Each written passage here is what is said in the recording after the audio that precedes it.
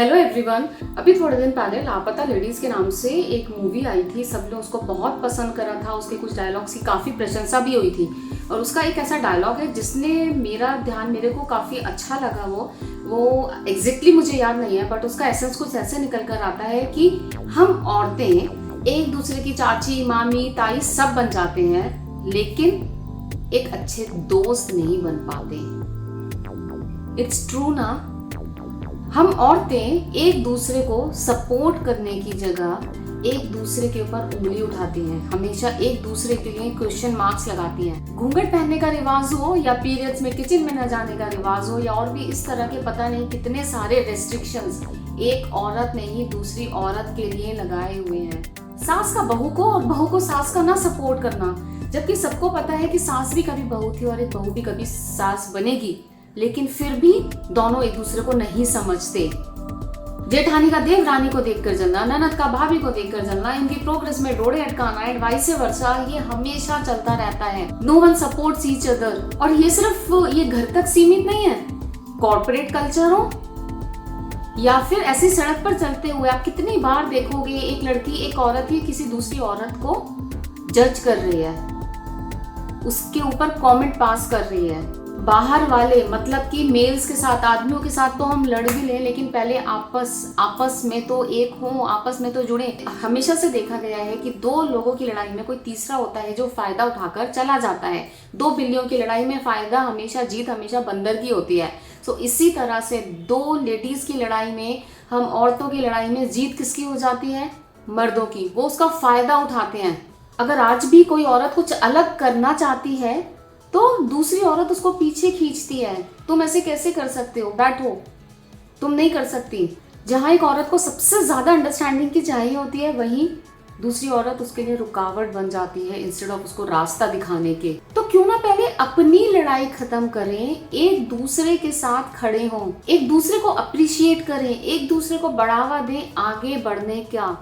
अभी ये कोलकाता डॉक्टर वाला केस, वहां पे भी बंगाल की सीएम लीडर होके क्या किया है उन्होंने।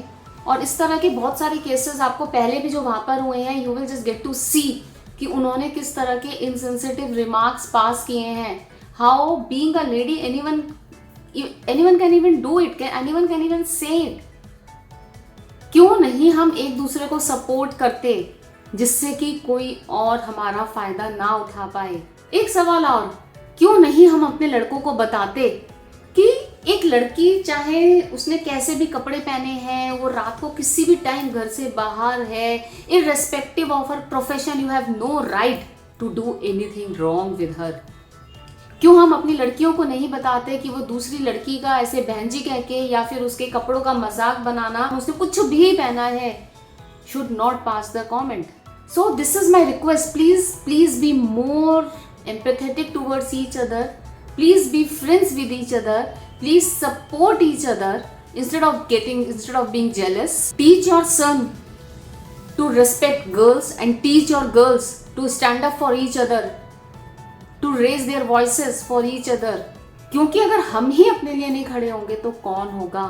And want to end with whatever has happened in Kolkata, और उससे पहले भी और उसके बाद में भी जितने भी ये सब कुछ केसेस हुए हैं, नहीं होने चाहिए थे।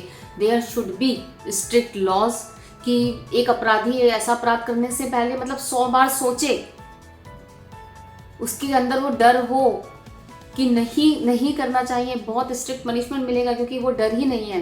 And this also, yes, we have to raise our voice कि ऐसे स्ट्रिंजेंट लॉज बने, बट हमारी रिस्पॉन्सिबिलिटी बनती है घर से इस चीज को स्टार्ट करने की। हमारे घर के लॉज भी इतने स्ट्रिक्ट होने चाहिए, हमारे घर के रूल्स भी इतने स्ट्रिक्ट होने चाहिए कि हमारे बच्चे ने अगर किसी के साथ छोटा मोटा भी कुछ गलत कर आया है, किसी को कमेंट पास किया है, तो नहीं, विल नॉट टॉलरेट दैट। वो स्ट्रिक्ट एक्शन घर के लेवल पे होना चाहिए।